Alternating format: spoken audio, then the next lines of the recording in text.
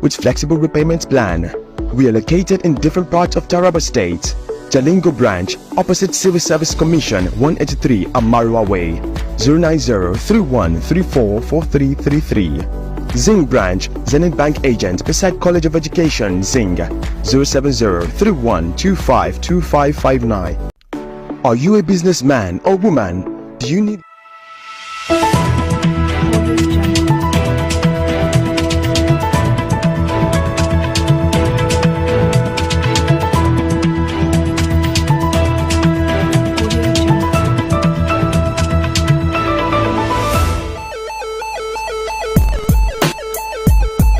Attention Taraba, here is a public service announcement to all youth groups and organizations in Taraba State.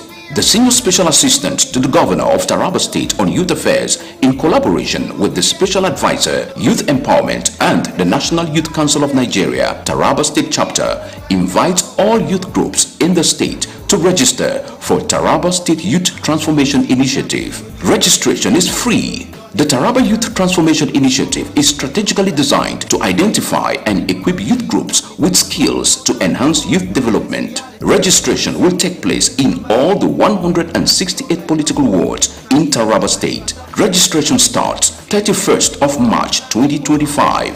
Venue: all local government secretariats across the state. Don't miss out. Register your youth groups today and take a step towards unlocking your full potentials. Join us and let's build a brighter future for Taraba youths. Ambassador Emmanuel George, JP, SSA, Youth Affairs, Announcer. No matter how long you live, you cannot learn it all. You only do your best because you know go feed the ball. So if you want to criticize me,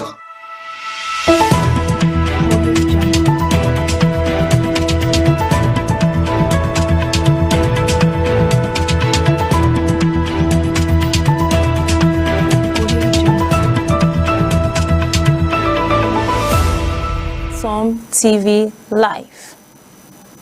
Now the major headlines. Taraba to host International Investors Summit in May 2025. Nigerian Army and the media strengthen collaboration against misinformation. Federal government begins payment of 77,000 naira to NYSC. I am Esther Oka Stephen with the news in full.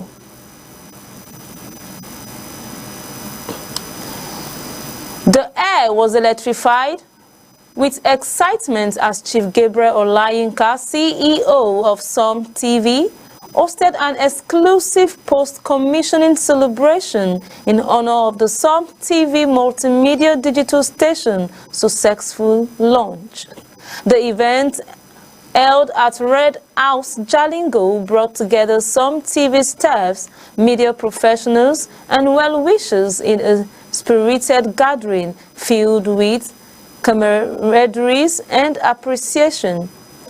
Against the backdrop of the station's official unveiling, Chief Olayinka's gesture served as a moment of appreciation and a toast to resilience, innovation, and the promising future of Som TV.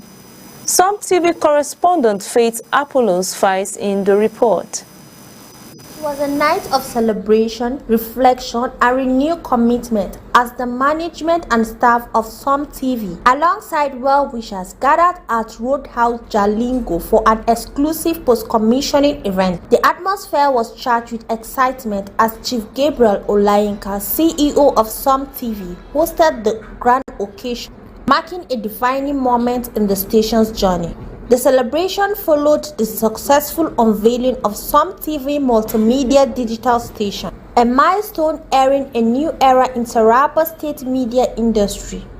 The event brought together media professionals, dignitaries, and stakeholders who shared in the vision of Som TV as a platform for innovation and excellence.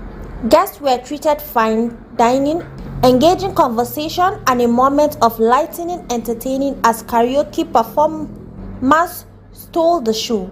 Leading the excitement were Abraham Maidejo, the director of programs at Som TV, and James Atta Emmanuel, master control operator, whose energetic performance set the stage ablaze.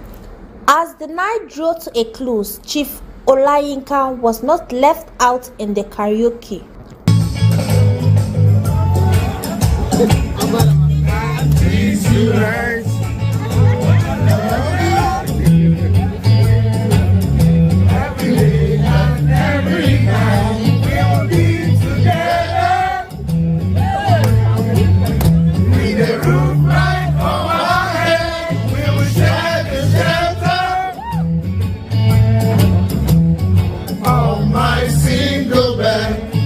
At the end of it all, it was clear that Som TV had not just launched a station, it had ignited a movement of bold storytelling, cutting-edge broadcasting, and a commitment of amplifying the voices of Taraba and beyond.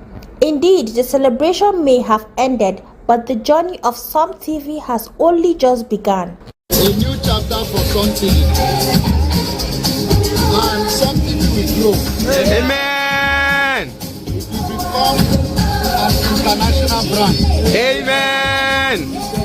We will have correspondence in all the 30 states of Nigeria. Amen. We will open an office in London. Amen. In Johannesburg. Amen. And everybody that works with Som TV will prosper. Amen. Stay tuned for.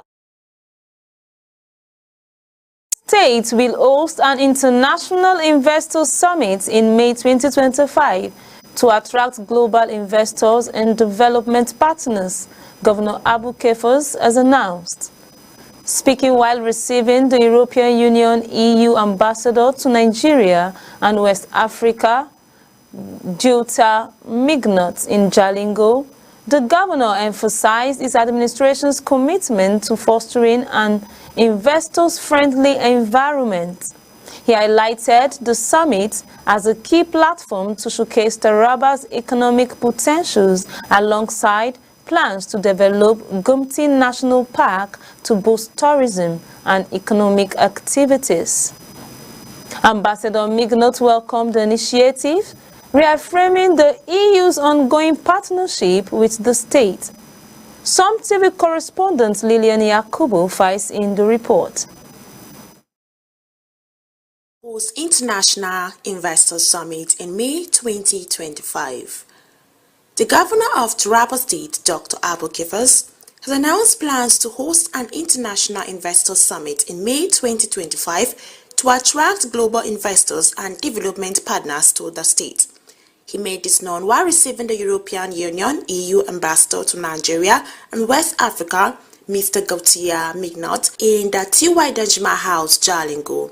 Governor Abu Kefas emphasized his administration's commitment to creating an investor-friendly environment, stating that significant efforts have been made to open the state for investment. He highlighted the upcoming summit as a platform to showcase Taraba's vast economic potential to the world. He further noted ongoing plans to develop the Gumti National Park, a move aimed at generating economic activities and boosting the state tourism sector. The governor reiterated Taraba's readiness to engage with foreign investors, facilitate technology transfer, and enhance economic opportunities. In his response, Ambassador Mignot expressed his delight at visiting Taraba, describing it as the first Nigerian state he is officially engaging with in his capacity.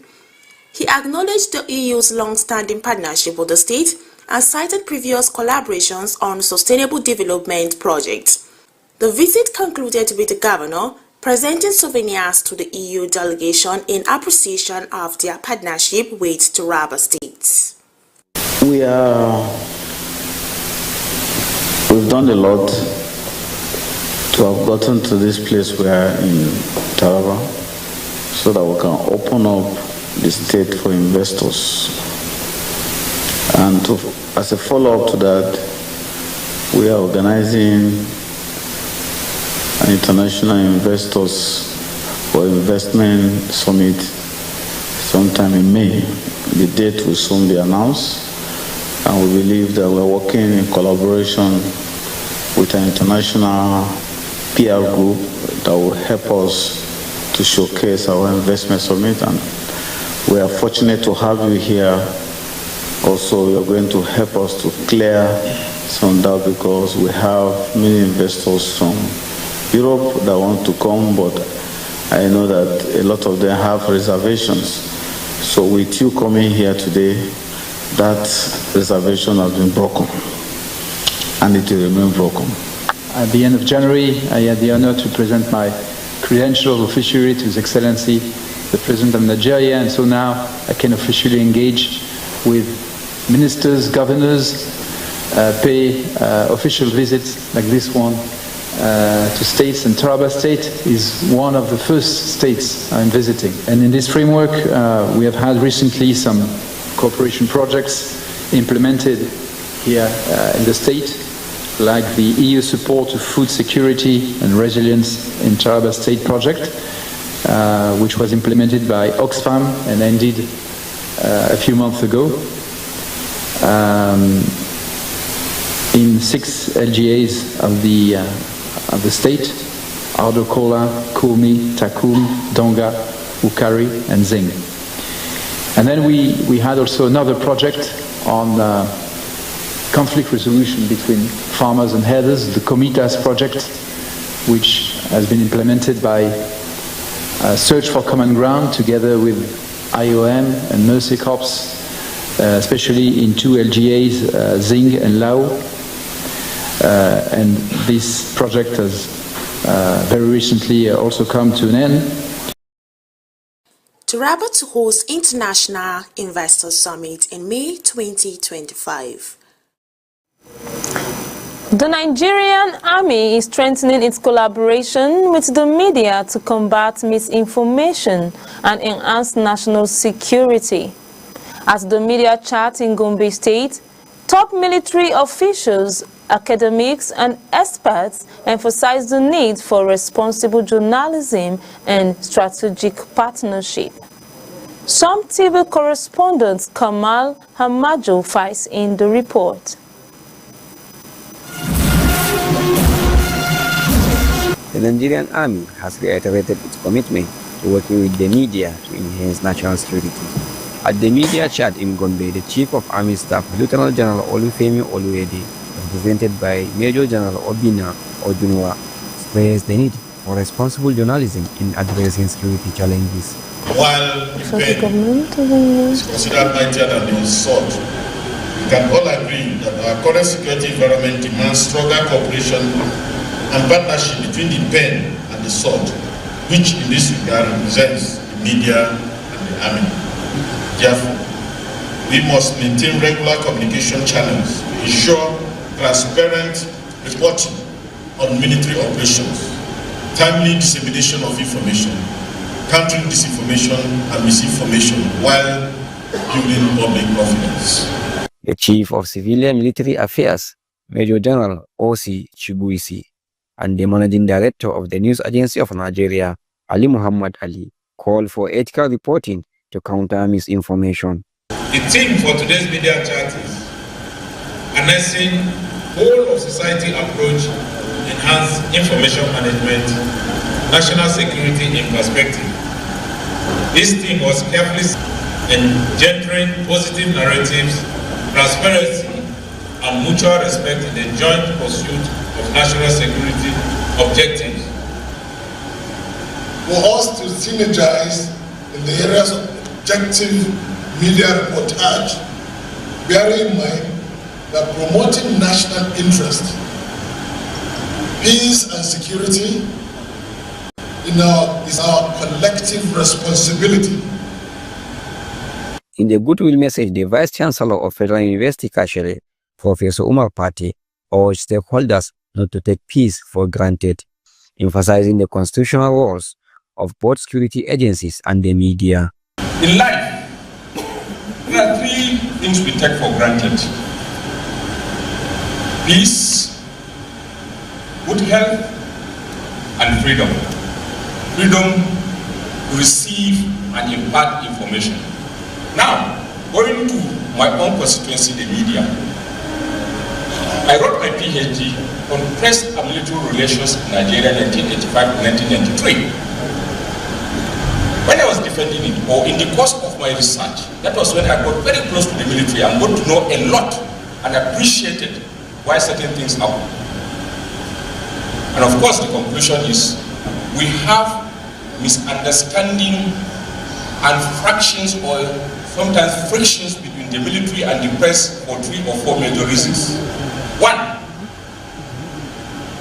misunderstanding of roles. The military have their own roles clearly defined to protect, defend, and promote the safety and security of the country. The media, they have their own roles also defined constitutionally, psychologically, and structurally to inform and also in a way defend the interests of Nigeria. But how do they do the two? In the course of execution, that is why you have the friction, because for the military and the police and the other security agencies, information is sacrosanct.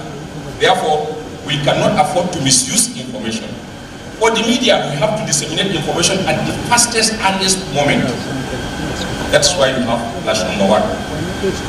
So they need to understand their roles in the business of information management and dissemination. Retired Brigadier General Sani Pukasheka Usman spoke on tackling misinformation and security challenges.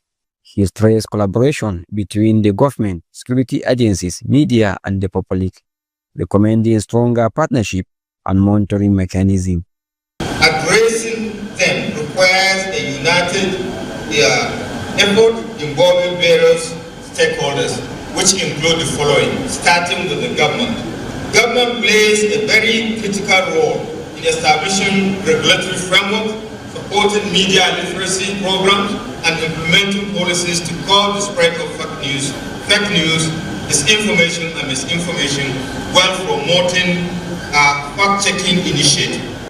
The event held at Custodian Hotel in Gombe featured discussion, lectures, and awards recognizing contributions to media-military relations. It reinforced the Army's dedication to open dialogue, transparency, and synergy with the media in tackling security threats.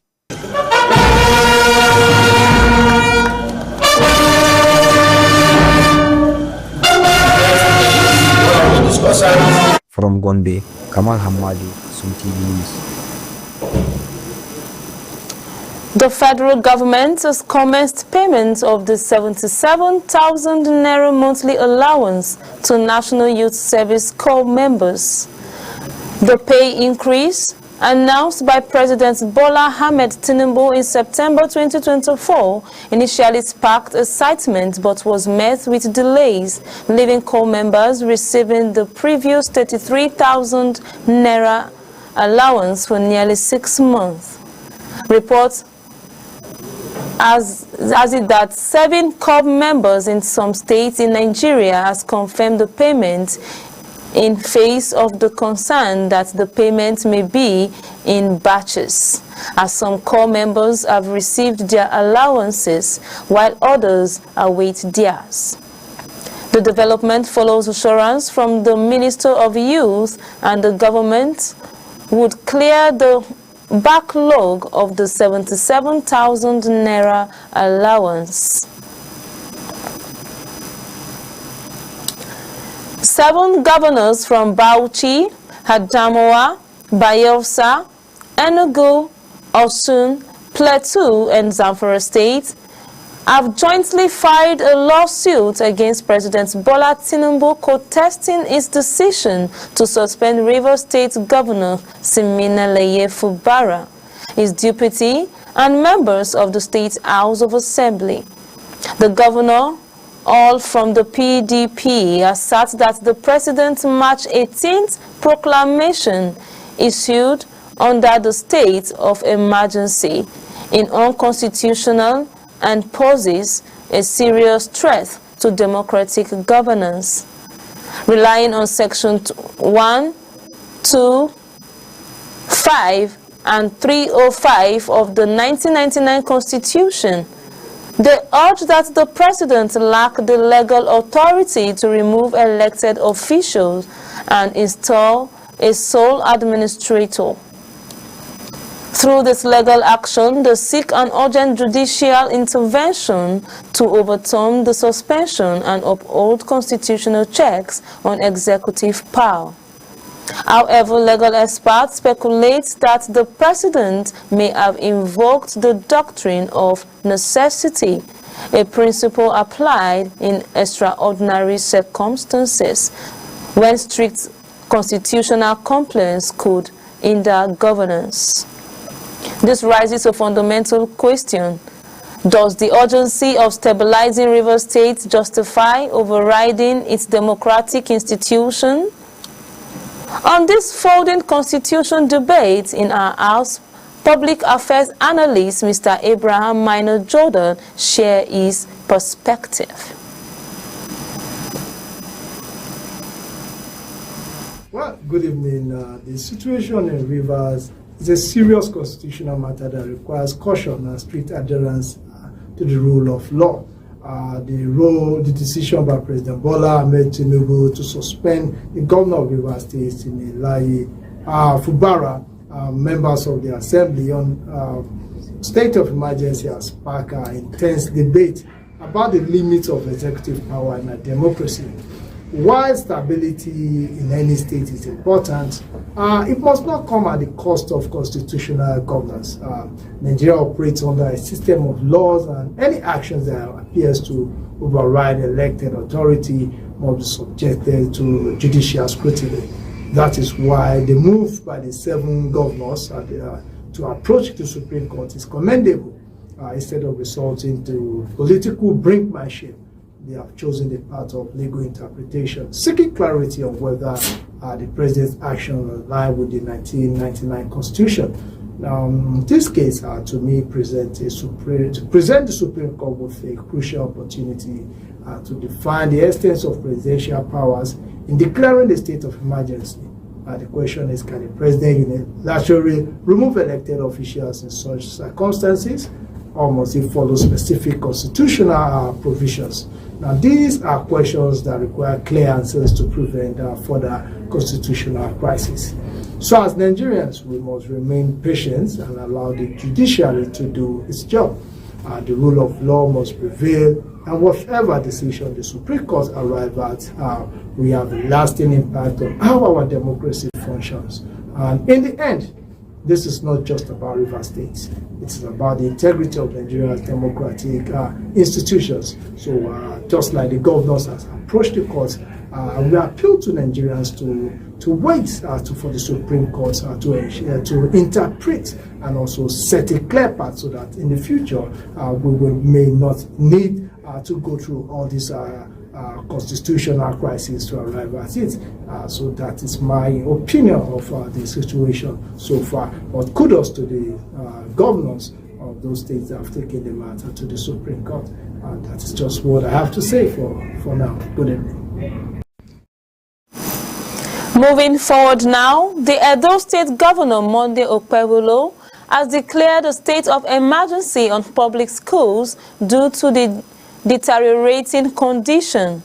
During an inspection of schools in Ikpoba, Oka, and Ego local government areas, Okpebholo expressed concern over poor facilities in urban schools. He emphasized the need for a better learning environment, reaffirming his campaign promise to improve public education across the state.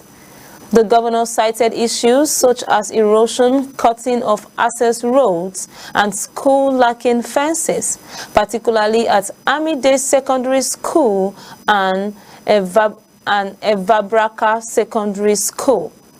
He announced that immediate work would begin to address these challenges. Commissioners for Education Paddy Iyamu noted that the governor's visit aimed to assess condition firsthand and ensure that adult children receive quality education in conducive environment. Taraba State's Governor Dr. Abu Kefas has urged religious leaders to play a greater role in fostering peace and stability for the progress of the state. He made the call on Wednesday following a closed-door meeting with the Archbishop of Abuja, Most Reverend Ignatius Kaingama. Speaking to journalists after the meeting, Governor Kefas, who also engaged with the Bishop of Jalingo Diocese, Most Reverend Charles Amawa, and the Bishop of Wukari Diocese, Most Reverend Mark Nzukwen, emphasized the critical role of religious leaders in bridging divides and strengthening harmony. He reaffirmed his administration's commitment to collaborating with Christian leaders to enhance peace initiative. In response, Archbishop Kenjima commended Governor Kefas for his transformative efforts in the state. He acknowledged the governor's achievements and prayed for wisdom in leadership. He also stressed the need for continued development, particularly in security, urging both religious leaders and residents to support the administration's vision of Taraba State. The National Directorate of Employment, NDE, Kaduna Directorate has resettled 553 women and youth with starter pack and soft loans after completing vocational training. State Coordinator Ajia Alima Waziri said the initiative is part of President Bola Tinubu's renewed Hope employment initiatives aimed to empower 93,731 unemployed Nigerians with 2,613 slots allocated to Kaduna State. Beneficiaries receiving training in digital marketing, catering, fashion designs, and other skills. Director General Silas Agra emphasized that the program focuses on skills development, resettlement, and job creation, with 5,532 beneficiaries nationwide receiving support to establish businesses. The driver, already burdened by increased tax and levies, claimed the initiative favors a single company allegedly linked to the government. They urged that the rollout, which they alleged is backed by a 1.8 billion naira contract, could displace over 200,000 individuals, including drivers, vendors, and dependents. Additionally, they protest the imposition of higher daily taxes, which have surged from 350 naira to 1,000 naira over the past 20 months. While calling for competitive transport policies, the drivers demand that the government allow private operators to continue their businesses rather than monopolizing public transport. Concerns were also raised about the partiality of the proposed card payment system for the CNG buses, which they believe could launched an attack on a military base in Sabon Gari, Damboa local government area of Borno State, resulting in multiple casualties among soldiers.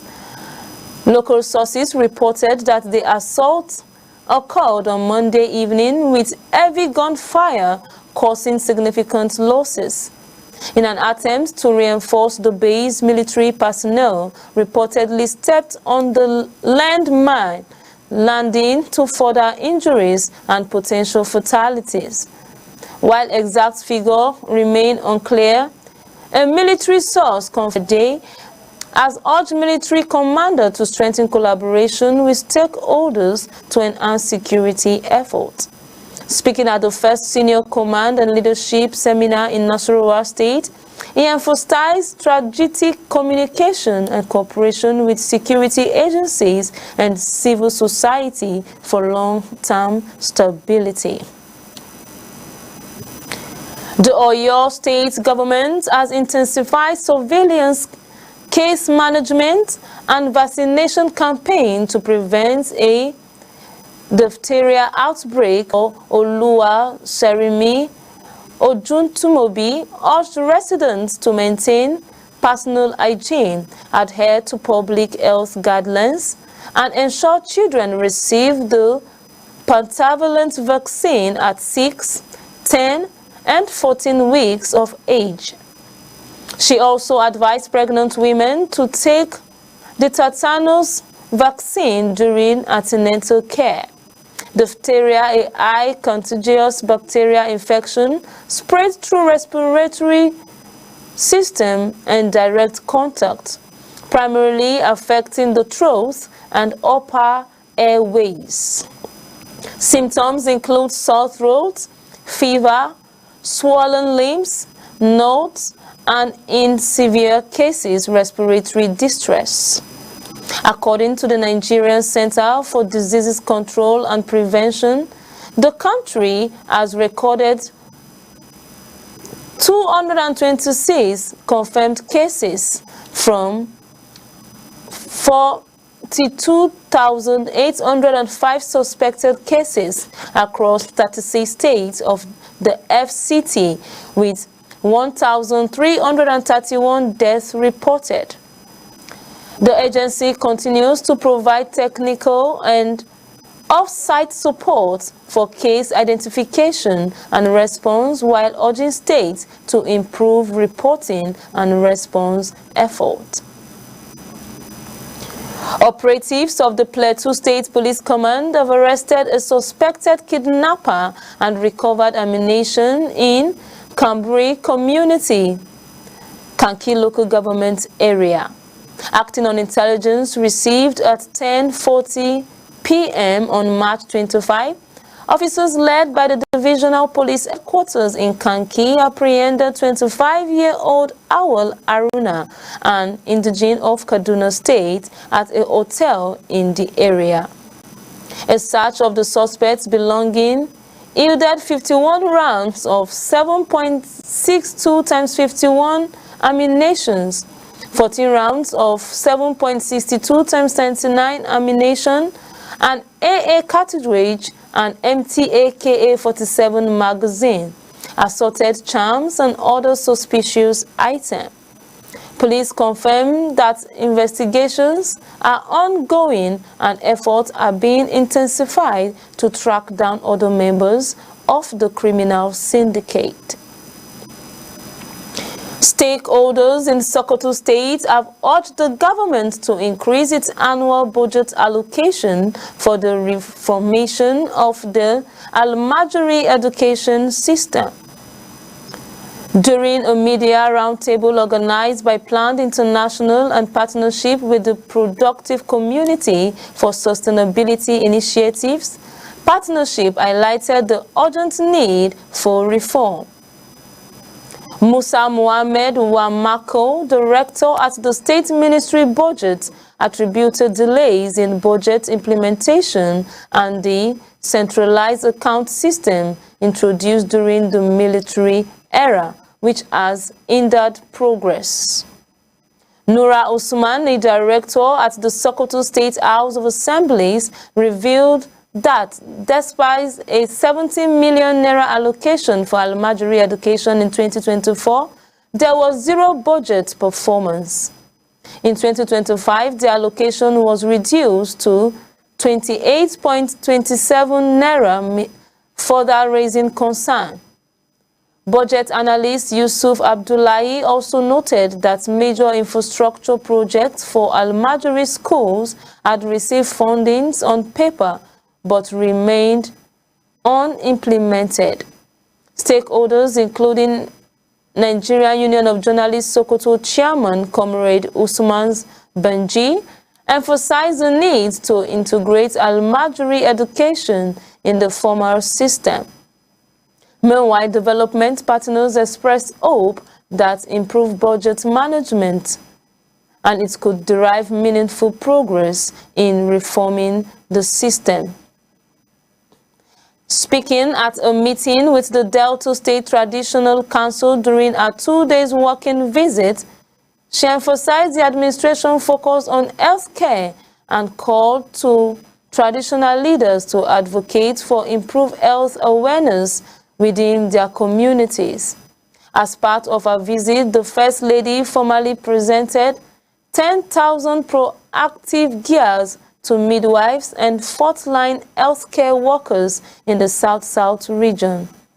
The initiative marked the 10th phase of ongoing RHI intervention in the health sector. The Masef Development Association, MDA, of Goa East Local Government, Benue State, has strongly opposed the Federal Ministry of Livestock plan to take over Rev Cattle Range for ranging. In a statement signed by the President General, Professor Ajayi, and Secretary Moses Iroja, MDA condemned the move as land grabbing and a covert attempt to revive the controversial initiatives.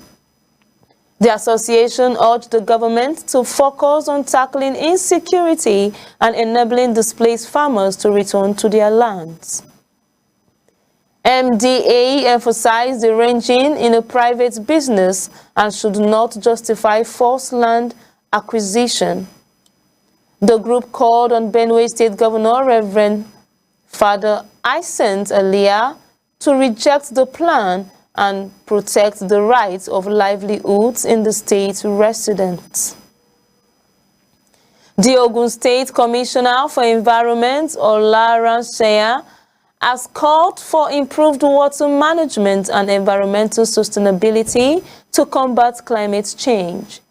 Speak Development Goal 6 on clean water and sanitations. He emphasized the importance of glaciers in the global water cycle, noting that their depletion contributes to rising sea levels and extreme weather. He highlighted Ogun State initiative, such the Water Abstraction Scheme,